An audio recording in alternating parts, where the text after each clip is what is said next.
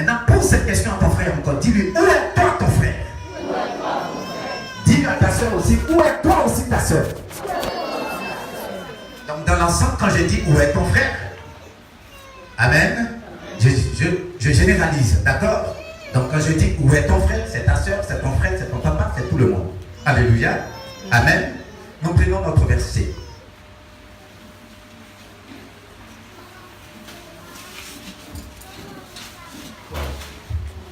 Genèse chapitre 4. Quelqu'un peut nous faire la lecture comme le vendredi, une lecture professionnelle. Genèse chapitre 4, à partir du verset. On va le lire d'abord verset 9, verset 9 à 10. Amen. L'Éternel dit à Caïn. L'Éternel dit à Caïn. Où est ton frère Abel? Il dit au Caïn, où est ton frère Abel? Il répondit. Il répondit. Je ne sais pas. Je ne sais pas. Suis-je le gardien de mon frère? Est-ce que je suis le gardien de mon frère que toi-même tu as créé? Et Dieu dit. Et Dieu dit. Qu'as-tu fait? Qu'est-ce que tu as fait? La voix du sang de ton frère crie de la terre jusqu'à moi. La voix du sang de ton frère crie de la terre jusqu'à moi. Amen. Mets la main droite sur le cœur. Dis avec moi, Seigneur, si ta lumière ne m'affranchit pas, je ne serai pas libre. Mais si ta lumière m'affranchit, je serai totalement libre. Ce matin, ta parole est la lumière. Affranchis-moi s'il te plaît. Fais-moi du bien ce matin. J'ai frappé à beaucoup de portes. À ma façon, à ma manière. Aucune porte ne s'est ouverte comme je désirais. Oh Seigneur, je veux me livrer à toi et espérer en toi, parce que je crois une chose, tu es la clé de toute porte. J'ai besoin de ta clé ce matin, afin que désormais, aucune porte ne me résiste, mais que je sois un sujet de fierté pour toi, au nom de Jésus de Nazareth. Dis avec moi, aïe aïe aïe aïe aïe aïe aïe aïe aïe aïe aïe aïe aïe. Assieds-toi comme un soldat.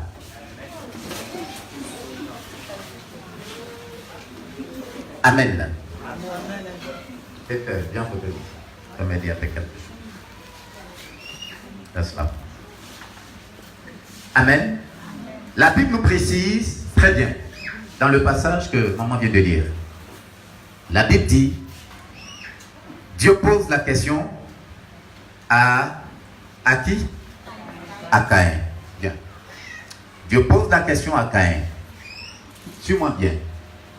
Comme je disais le vendredi, quand Dieu veut te bénir, il ne t'apporte pas la bénédiction, mais il t'apporte la stratégie de la bénédiction. Est-ce que tu m'entends? Quand Dieu veut te bénir, il ne te donne pas la bénédiction, mais il te donne la stratégie de la bénédiction. En fait, quand Dieu te donne une chambre, ce n'est pas la chambre qui te donne, c'est la clé de la chambre qui te donne. Est-ce que tu m'entends? Lorsqu'une personne veut t'offrir une maison, ce sont les clés de la maison qui te donnent, pour que tu saches que tu as offert la maison. Alors, en vérité, tu as duré dans beaucoup de choses parce que tu ne sais pas que Dieu t'a tendu tellement de clés, mais tu voulais qu'il te donne la maison, alors qu'il t'avait déjà donné les clés de la maison. Donc, ce qui t'a trompé beaucoup longtemps, c'est que tu attends qu'il te donne la maison pendant qu'il te donne la clé de la maison. En fait, c'est ce qui t'a beaucoup eu jusqu'aujourd'hui. Je suis venu t'aider à ouvrir les yeux et à saisir la clé plutôt que la maison.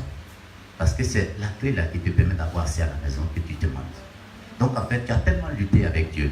Plusieurs questions ont traversé plutôt ta tête. Tu t'es posé la question, parfois tu as demandé à Dieu, Seigneur, le jour que tu me fais entrer dans la présidence, je suis sûr que j'apprendrai à bien m'habiller. Et Dieu, lui, depuis longtemps, il essaie de te faire comprendre que le jour que tu apprends à bien t'habiller, je t'envoie à la présidence. Voici pourquoi vous avez duré dans beaucoup de choses avec Dieu. Je suis venu t'aider. Amen. Alors, Dieu dit à Caïn, Caïn, où est ton frère? Caïn répond à Dieu, il lui dit, en fait, j'ai l'impression que tu t'es trompé. Tu nous as créés, nous tous. Pourquoi c'est à moi que tu demandes où est celui que toi-même t'as créé? Donc il lui répond carrément, en fait, je ne suis pas gardien de mon frère. Chacun se débrouille, chacun plie sa tête. Quelqu'un me suit?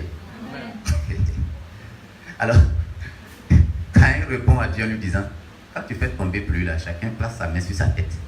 Donc ne me demande pas où est la tête de mon frère. Toi-même, il faut chercher où se trouve. Est-ce que c'est une question? Est-ce que c'est une réponse qui va te plaire, toi? Le Créateur vient, il te pose la question.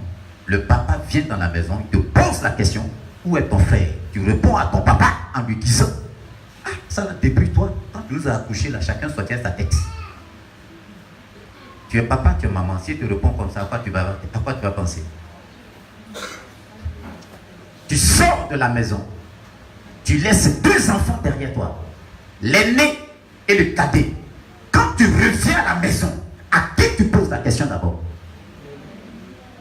Et quand tu lui poses la question, pourquoi c'est à l'aîné que tu poses la question? Pourquoi c'est à l'aîné que tu poses la question? Tu estimes que lui étant l'aîné, il est plutôt responsable du cadet. N'est-ce pas? Donc Dieu, en venant poser la question à Caïn, c'est vrai qu'il y a eu quelque chose. Mais d'abord tu es l'aîné. Je vis sur la terre. Je me rends compte que tout le monde vit, mais il y a un qui ne vit pas. Et je me rends compte que ce type-là se retrouvait aussi avec toi quelque part. Donc tu veux que je pose la question à qui? Donc Dieu, en posant la question au grand frère, à Caïn, il voulait tout simplement connaître le niveau de responsabilité du grand frère. Dis à ton frère, chaque responsabilité de Dieu est une bénédiction. Et chaque bénédiction de Dieu est une responsabilité. Amen. Amen. Alors, Dieu lui pose la question, où est ton frère? Il répond à Dieu en lui disant, je ne suis pas gardien de mon frère. Ou bien quand il est sur mon dos là, ils ont mis vigile. Je ne suis pas vigile. Tu ne surveilles pas ta créature. Dieu lui dit, mais il y a le sang qui monte de la terre vers le ciel contre toi. Et voilà pourquoi aussi je te pose la question. Il y a des questions que Dieu vous pose à un moment donné, mais la réponse que vous lui donnez démontre qu'il ne peut pas compter sur vous.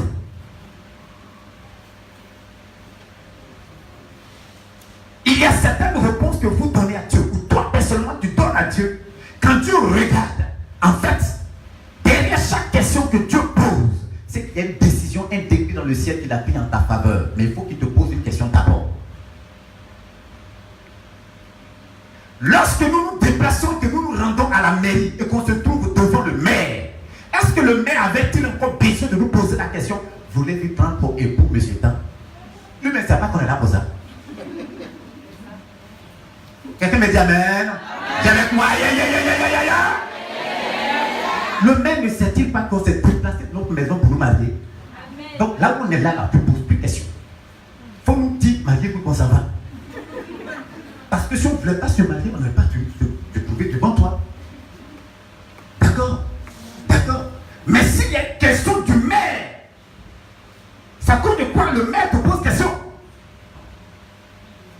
C'est question de droit. C'est ce qui sort de ta bouche qui lui donne le droit de signer quelque chose pour toi. Ce qui ne sort pas de ta bouche, il ne donne pas de décret dessus. Donc quand Dieu prend un décret en ta faveur, il y a une question qu'il te pose. C'est suite à ta réponse qu'il te présente ce qu'il a prévu pour toi. Donc en posant la question au grand frère, où est ton frère? Derrière cette question, il y avait quelque chose que Dieu avait prévu. Mais la réponse risque de tout gâter. Est-ce que tu me suis? Amen. Est-ce que tu me suis? Amen. On peut avancer. Amen. On peut avancer. Amen. Je reviendrai là-dessus tout à l'heure. Vous vous souvenez que l'offrande d'Abel et l'offrande de Caïn Dieu a fait un choix. Il a préféré l'offrande d'Abel. Il n'a pas aimé l'offrande de... Le problème, ce n'était pas l'offrande qui était le problème. Mais c'est la personne qui avait l'offrande qui rendait l'offrande sale. Est-ce que tu m'entends? L'offrande elle-même n'avait pas de problème. Mais le responsable de l'offrande rendait l'offrande coupable. Et qu'est-ce qui faisait que l'offrande de Caïn était coupable? C'est pourquoi Dieu ne voulait pas accepter. Vous vous souvenez dans le livre de Matthieu chapitre 5, la Bible dit, lorsque tu te présentes à l'autel avec l'offrande, si tu te rends compte que tu ne parles pas avec ton frère ou ta soeur, qu'est-ce que la Bible dit? Dépose tout doucement ton offrande là, dépose pas dans le panier, dépose ton offrande à terre. Retourne d'abord, tu vas te réconcilier avec ton frère et ta soeur, ton frère et ta soeur, et tu reviendras pour faire ton offrande. Sinon, cette offrande, elle est sale comme toi. Mais le problème, ton offrande n'est pas coupable avec Dieu, mais c'est toi qui rends ton offrande coupable. Donc si Dieu n'a pas agréé l'offrande de Caïn, c'est parce que dans le fond, Caïn lui-même avait un problème. Et quel était son problème? La Bible dit, Caïn était une personne qui se préoccupait de lui-même. Voici d'où est venue la question. Je ne suis pas le maître, le vigile, le responsable. Je ne suis pas le chrétien. Je ne suis pas le protocole de mon frère. Quand une personne vous répond comme ça, ça veut dire la personne s'en fout de la vie des autres. Elle pense qu'à elle-même. Mais dis avec moi, chaque responsabilité de Dieu est une bénédiction. Chaque bénédiction de Dieu est une responsabilité.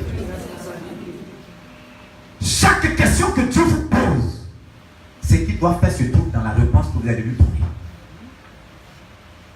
Vous vous souvenez dans le livre de Genèse chapitre 2. Non, pas 2. Pas 2, mais surtout 3. Chapitre 3, verset 9 à 13. Chapitre 3. La Bible dit, Dieu descend dans le jardin d'Éden.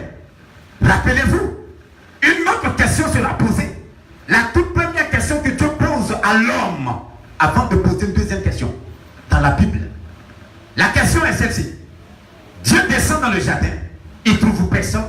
La question c'est, où es-tu? Pourquoi tu as posé la question?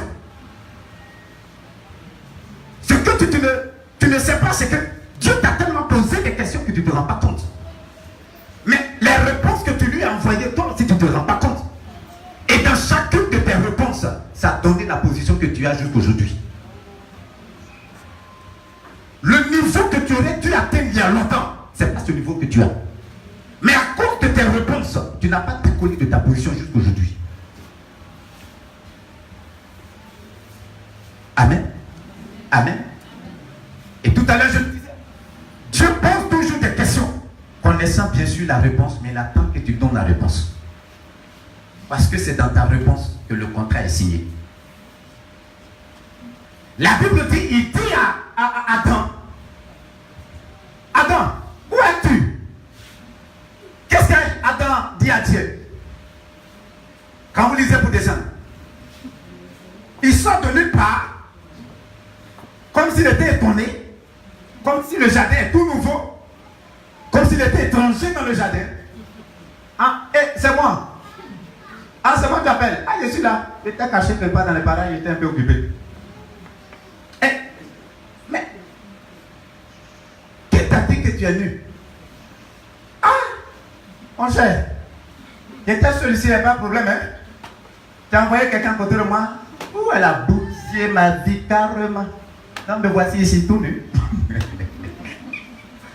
Dis avec moi, ya.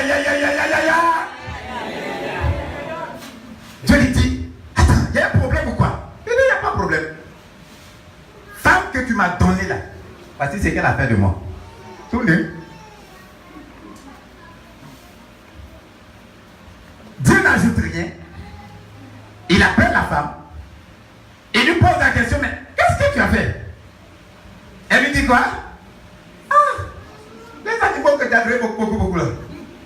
Il y a un qui est venu, il m'a aidé à faire quelque chose qui n'est pas bon. Il me rend compte maintenant. Moi aussi me voici ici. Dans la marque jardin d'Éden. Ok. Dieu tourne sa face vers le serpent. Il maudit le serpent. Il parle également aussi à l'homme, à la femme. Il s'adresse à l'homme. Mais ce ne sont pas de belles paroles. On est d'accord? La réponse qui est sortie, Dieu aussi a donné aussi sa position. Caïn répond à Dieu d'une façon qu'il ne fallait pas. Dieu lui donne aussi sa position. Mais chaque position que Dieu leur donnait n'était pas une bonne position. Parce que ça les faisait descendre de niveau de vie. Quelqu'un me suit? Lorsque Caïn dit à Dieu, je ne suis pas captif de mon frère, va me chercher ailleurs. Dieu lui dit, eh bien, tu seras misérable sur la terre toute ta vie.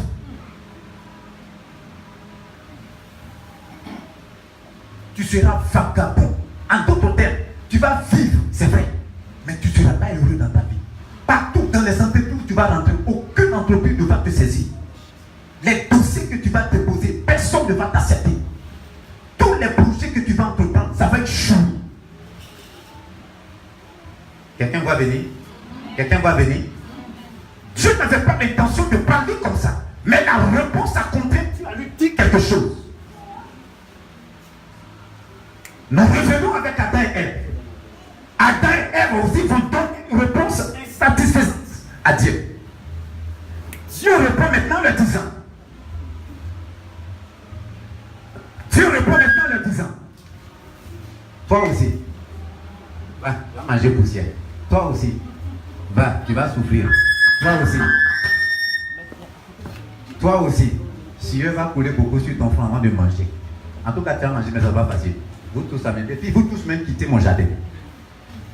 Il les a chassés. Donc, d'un niveau élevé, Dieu va les faire rétrograder. Chaque question que Dieu te pose, la réponse que tu vas lui donner, fais attention. Parce que dans ta réponse, tu trouves ce qu'il va faire avec toi. Dis avec moi, ya. Mais parfois, tu ne te rends pas compte des réponses que tu envoies à Dieu, n'est-ce pas? Je vais t'aider à comprendre les réponses que tu envoies. Et comment ça vient? Tu veux que je t'aide à comprendre? Parce que tu réponds, mais tu ne sais pas que tu réponds. Voici deux questions et deux réponses, et en même temps deux positions de Dieu. Mais je vais t'aider à comprendre une troisième réponse qui est différente de celle de la première réponse. Quelqu'un m'entend? Quelqu'un m'entend? Ésaïe chapitre 6. Ésaïe chapitre 6. On a lu Genèse 4, on a lu Genèse 3. Ésaïe chapitre 6, le verset 8 que vous connaissez bien. Quelqu'un nous trouve et nous fait la lecture, si possible. Oui, nous allons. J'ai entendu la voix du Seigneur disant. Plus fort. J'ai entendu la voix du Seigneur disant. J'entendis la voix du Seigneur disant, Qui enverrai-je? qui je vais envoyer Et qui marchera pour nous? et qui va marcher pour nous? Je répondis. Je répondis, Me voici. me voici, envoie-moi. Il y a une question là, n'est-ce pas? La question c'est, qui enverrai-je? Qui je vais envoyer?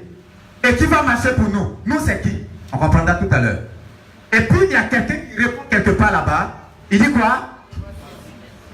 Bon, imaginez que c'était Caïn qui répondait à cette question.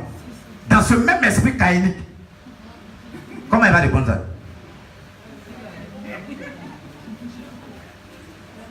Aïe, aïe, aïe, aïe, aïe, aïe, aïe.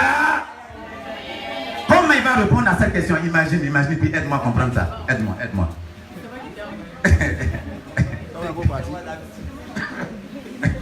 Hein? Répondant à cette question à l'ivoirité.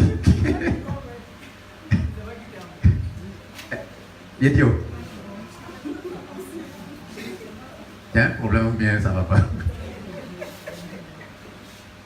Donc tu as avoué quand c'est moi, tu vas envoyer encore. cherchez quelqu'un qui peut marcher sous le soleil pour couler sous le stylet sur son front. C'est pas moi. Est-ce que vous savez que parfois vous répondez à plusieurs questions de Dieu comme ça? Il y a tellement de questions que Dieu pose dans nos vies que parfois on répond mal. Mais je vous dis, dans chacune de nos réponses se trouve ce que Dieu doit faire en nous. La réponse de Caïn a contraint Dieu à mal agir avec Caïn lui-même. La réponse d'Adam a contraint Dieu à mal agir avec Adam lui-même. Maintenant, voici quelqu'un qui dit, moi, je suis là. S'il n'y a personne pour partir, s'il n'y a personne pour t'aider dans ton travail, s'il n'y a personne pour t'aider à relever les défis, même me voici, il faut me prendre. Maintenant, dans cette réponse, regardez ce que Dieu va donner par la suite. Dis avec moi, aïe, aïe, aïe, aïe, aïe, aïe, aïe, aïe. Quand tu lis la Bible te fait du bien. Dis, elle fait du bien. Est-ce que quelqu'un me suit? Si tu me suis, tiens-toi debout, acclame le Seigneur, je l'entends. Si tu me suis, acclame-le.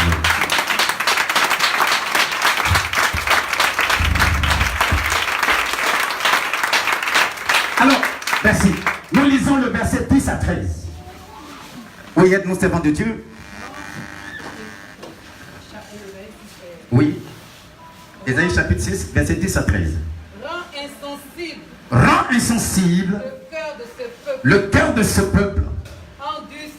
Endurcis ses oreilles. Et bouche-lui les yeux. Pour qu'il ne voie point de ses yeux. N'entende point de ses oreilles. Ne comprenne point de son cœur. Ne se convertisse point. Et ne soit point guéri. Je dis. Jusqu'à quand, Seigneur? Et il répondit. Jusqu'à ce que les villes soient dévastées et privées d'habitants. Jusqu'à ce qu'il n'y ait personne dans les maisons. Et que le pays soit ravagé par la solitude. Jusqu'à ce que l'Éternel ait éloigné les hommes. Et que le pays devienne un immense désert.